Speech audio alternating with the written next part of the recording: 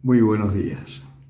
En este día, martes 24 de septiembre, recordamos a nuestra Madre Santísima en la advocación de la Merced, 25 del tiempo ordinario del ciclo B, y seguimos con San Lucas en el capítulo 8, versículos 19 al 21. En aquel tiempo se presentaron la madre y los hermanos de Jesús donde él estaba, pero no podían llegar hasta él a causa de la gente. Le anunciaron: tu madre y tus hermanos están ahí afuera y quieren verte. Pero él les respondió: mi madre y mis hermanos son aquellos que oyen la palabra de Dios y la cumplen. Palabra del Señor.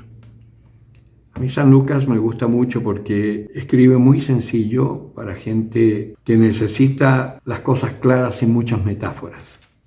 Y en este caso es muy parco para hablar. En este caso dice: mi madre y mis hermanos son aquellos que oyen la palabra de Dios y la cumplen. Bueno, yo ya les he dicho, pero por si hay alguno que no lo ha escuchado antes, lo repito. Uno de los pasajes de la Biblia que los evangélicos toman para decir que María no es necesaria y no hay que venerarla ni nada porque no tiene ninguna trascendencia es esto, que según ellos Jesús ahí está demostrando que María no es nadie, porque lo va a buscar con toda su familia y él la rechaza. Por otro lado, también ellos justifican con este pasaje también que María había tenido otros hijos con San José. Dos errores garrafales.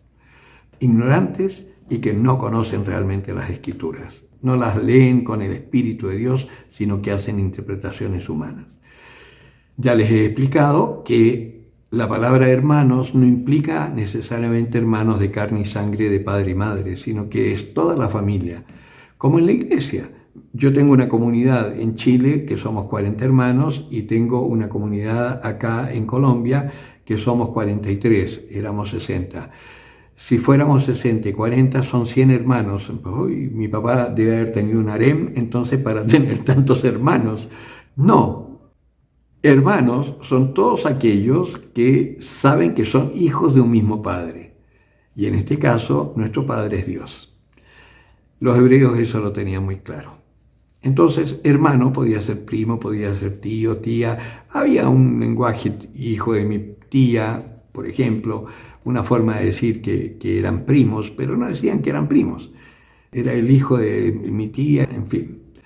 Aclarado eso, lo siguiente es muy importante, porque ¿quién fue la primera persona que escuchó la palabra de Dios y la cumplió? Que ahí vamos a entrar en otro terreno. María. Cuando le anuncian que el Espíritu Santo la va a cubrir con su sombra y lo que engendre ahí será llamado Hijo de Dios, porque será el Salvador del mundo. Y ella lo único que hace, el único compromiso, que no me revienta esa palabra, pero en fin, fue decir fiat, hágase. O lo que decimos nosotros, amén.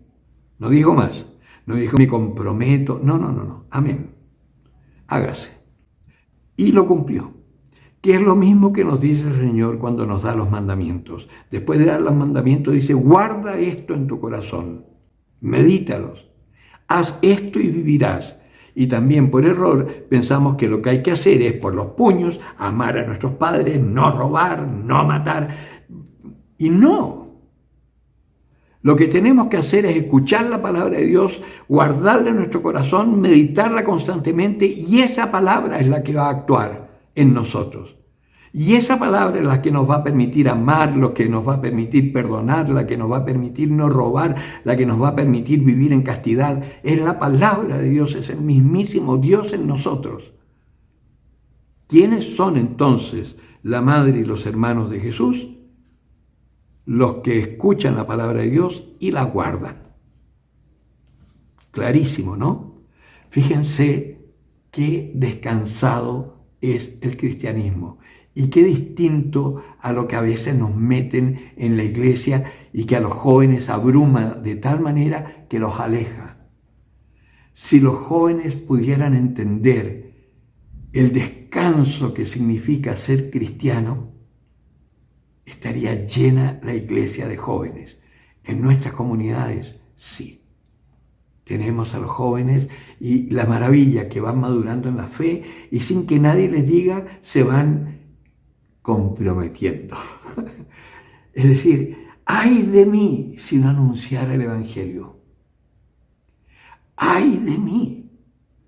Es algo que te nace, ya no te puedes quedar quieto. Y vemos a los chicos que salen de dos en dos como si fueran evangélicos a tocar las puertas a anunciar la buena noticia.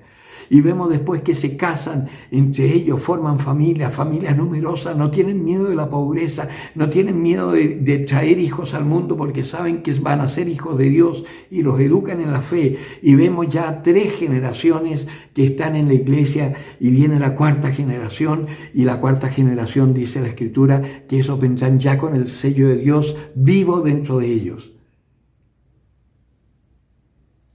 Y solo por anunciar el Evangelio. Claro, anuncias el Evangelio y además vas a tener un don de palabra extraordinario y si es necesario hasta podrás imponer las manos y sanar a un enfermo. Si fuese necesario, el Señor te lo da, como lo hizo con los discípulos, con los apóstoles en los primeros tiempos, cuando tenía que demostrar que Él era el Señor. Pues vamos llegando a un tiempo en donde va a ser necesario demostrar con obras nuestra fe. No basta la fe sin obras, lo dice el apóstol Santiago. Y va a llegar el tiempo en donde tendremos que demostrarlo con obras, y a veces con obras sobrenaturales. Pero mientras tanto, dejémonos tocar por la palabra para así poder amar, porque ahí está la obra fundamental, el amor a tu hermano. Hemos sido llamados para hacer luz de las naciones, y la iglesia, que está un poquito empañado el vidrio, hay que pulirlo para que ilumine bien. Esa es nuestra tarea. El que tenga oídos para oír, que oiga.